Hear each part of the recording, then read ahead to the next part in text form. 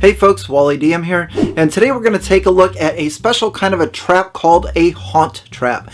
Now, this one in particular is going to include a spirit that is haunting a painting. As soon as the characters enter this large room, then the spirit is going to jump out of the painting, attack them, and then dive into a different painting, a window, or a mirror. Now, this haunt trap encounter is going to be a complex trap that's going to have a lot of moving pieces. So we're going to take each one of them step by step and break it down so that you can run this in your game. Now, this trap can be found in Jarlaxle's Guide to Traps. It is a PDF that you can find on the DMs Guild, and this one in particular is called The Commission of Malice. But before we get started with the trap, just a reminder that if you're enjoying the content on this channel, please be sure that you hit that subscribe button. And this Tuesday, my Kickstarter goes live. Be sure to back us on Kickstarter for the quintessential guide to monster encounters, including myself, Mr. Tarrasque, and Dungeon Dad. We look forward to putting this book together for you. So this trap is going to be a manifestation haunting, and this could take place in any type of museum, library, temple, home, or anywhere where folks are going to gather. Now, I have this room set up with a bunch of different paintings, windows, and a mirror, and we're going to utilize all of those for this trap. Now, the haunt that is in this area is going to manifest as soon as a character enters the room. Now, this is going to be a cruel, vain spirit that is residing within a painting, and I'm going to choose this painting here, and it thrives on the attention it receives and the suffering of others. Now, again, the trap is going to trigger as soon as a creature enters the room, and our haunted spirit is going to activate on initiative count 10.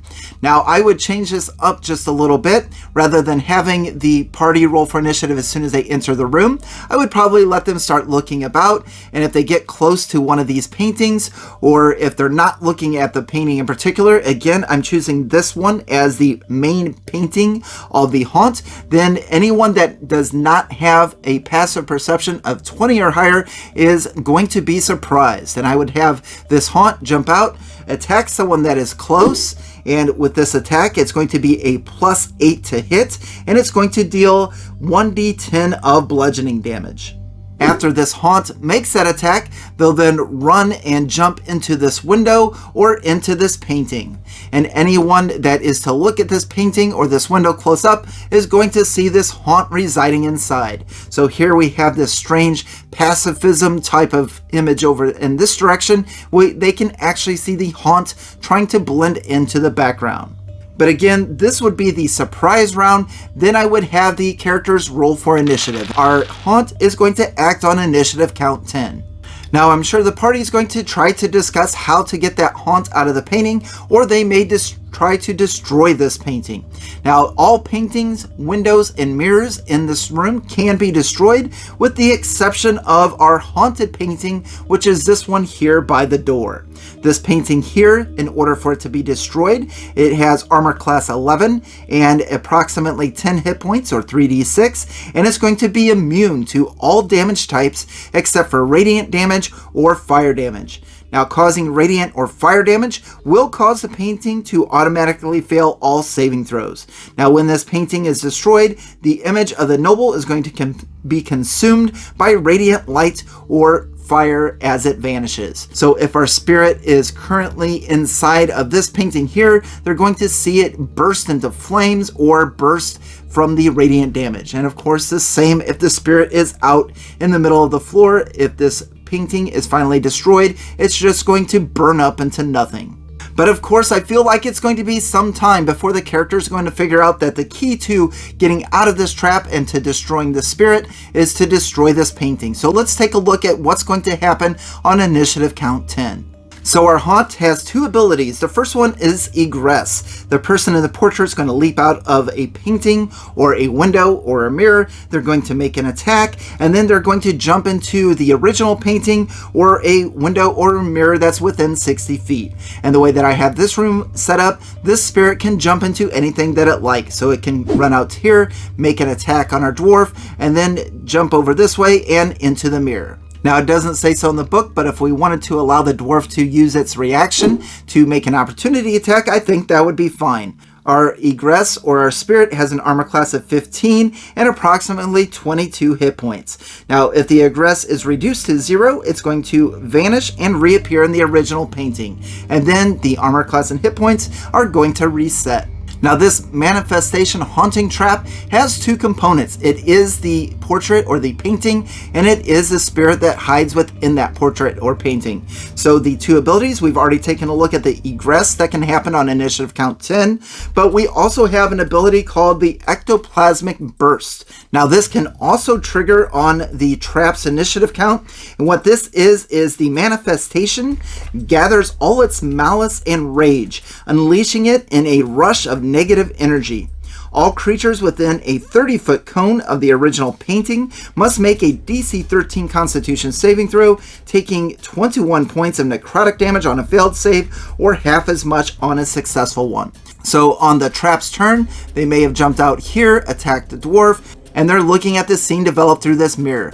Meanwhile, also on this initiative count, an ectoplasmic burst comes from the painting itself. It's going to get our cleric, our artificer, and our rogue. So everything within 30 feet of this is going to take this damage. Now, the ectoplasmic burst is on a recharge count, so the trap is only going to get that once, and then we have to wait for terms of a recharge in order for it to use it again. So let's move on and take a look at the rest of the trap.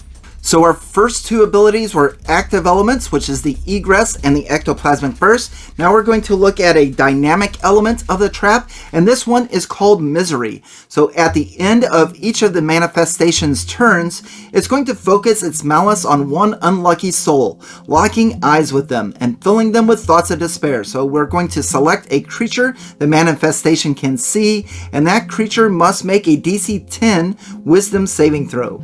If they fail, the creature is going to take 7 psychic damage, and the manifestation is going to regain the use of its ectoplasmic burst. So if they're looking through this windows, they lock eyes with the dwarf, and the dwarf is going to need to make a DC 10 wisdom saving throw, or they're going to suffer the 7 points of psychic damage from the misery.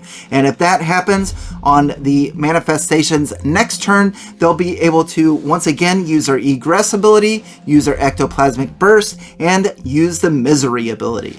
Now, of course, if the dwarf makes the saving throw, they're only going to take half that damage, so let's say about 3 or 4 hit points, and the manifestation is not going to have the recharge on the ectoplasmic burst. So this manifestation haunting trap has 3 parts to it. We've already looked at the active elements, the dynamic elements, and now we're going to take a look at the constant elements.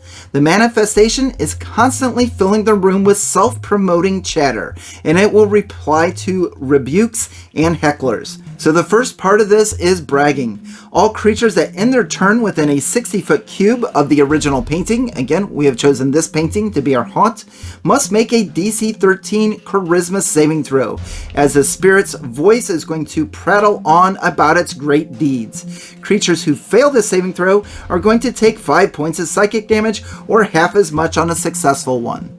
So I really like this portion of the trap. Again, our haunting or our spirit is very vain, so the entire time combat's going to be going about, as the game master, we're going to be able to role play this spirit, and they're going to be talking about all the great deeds that they did when they were alive. Maybe all of the things they accomplished, all of the money they had earned, whatever it is. I would probably have an entire list drawn up so that when we do run this trap, we have a bunch of different one-liners to pick from. And of course, with this being a manifestation haunt, that's going to get under the character's skin, so the charisma saving throw at the end of each of their turn to take a few more points of damage is just going to add into the misery. So this is a very complex trap. We have a lot of moving parts, and we're definitely going to want to be prepared if we run this in our game. Now, this is recommended for levels 5 through 10, and it's considered a dangerous threat. So we have active elements where the egress comes out and attacks. We have the ectoplasmic burst on recharge. The spirit can also lock eyes with misery, and then at the end of each character's turn, they're going to be listening to the spirit brag about themselves and take psychic damage from that as well. So let's take a look at some countermeasures that the characters can do to try to survive this encounter. The first thing that we can allow as the Game Master is if the players are asking if they can find the source of the spirit or the haunting, then we can allow them a DC 13 Intelligence Religion check, and on a success, then we can reveal to them that this painting in particular seems to be the source of the haunting's power.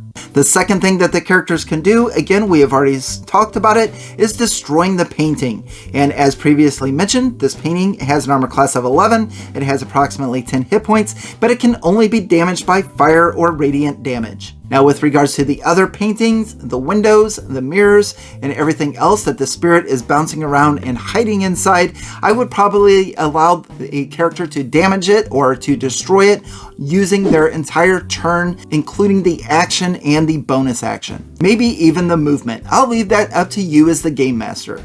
Now, another thing that the players can have their characters do is to cover everything up, removing mirrors and paintings from the walls, covering them with cloth and closing the curtains on windows, traps the spirit in the original painting, making it easier to deal with.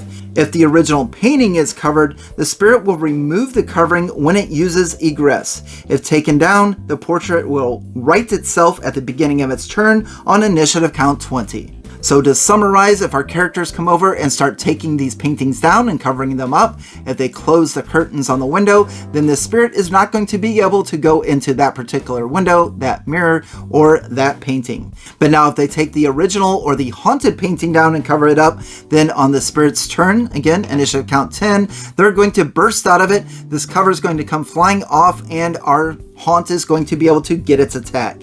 If this painting is taken down and shoved on its face or tried to cram in a corner or something like that, during initiative count 20, the painting will right itself and get ready for its turn.